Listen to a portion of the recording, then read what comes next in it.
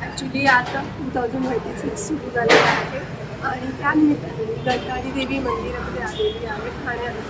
हे मंदिर जवळजवळ 250 वर्ष झाली एवढं पुरातन मंदिर आहे आणि या ठिकाणी आल्यावर खूप छान वाटतं. जसं आतमध्ये तुम्ही बघाल की जग चालू आहे आणि भरपूर श्लोक वगैरे म्हणताय तिकडे, तर खूप चांगलं वाटतं इथे.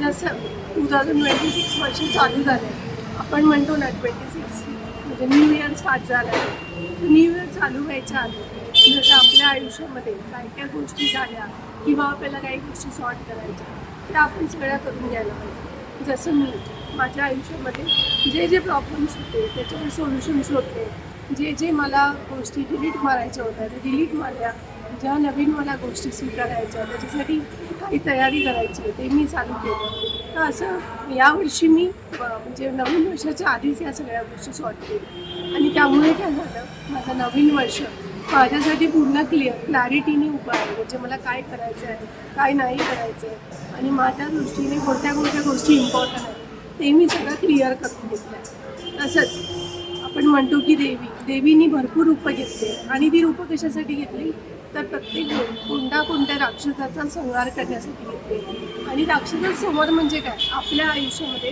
काही गोष्टी असतात त्याच्यावर आपल्यालाच मात द्यायची असते आणि देवी पण त्याच गोष्टी करत आहे आणि त्यांनी प्रत्येक वेळी त्या राक्षसाला मारून त्याच्यावर मात करून विजय मिळवला आहे.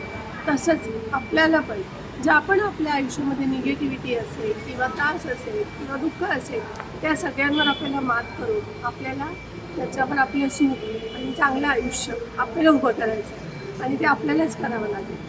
सो यावर्षी तुम्ही पण अशी एक संकल्पना करा की हे वर्ष मी एकदम व्यवस्थित क्लॅरिटीने पूर्ण विचाराने आयुष्य जगेन आणि आयुष्य आनंदाने जगेन.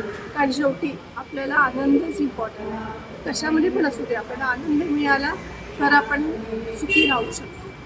यावर्षीचं माझं एक तुम्हाला असं सांगणं की तुम्ही यावर्षी पूर्ण प्लॅनिंग करून क्लॅरिटीने विचाराने आपल्या फॅमिलीबरोबर आपल्या फ्रेंड्सबरोबर जे पण असेल कम्युनिकेशन करा, बोलून चालून तुमचे रिलेशन सुधारा आणि चांगलेच तुम्ही नातं बनवण्याचा प्रयत्न करा.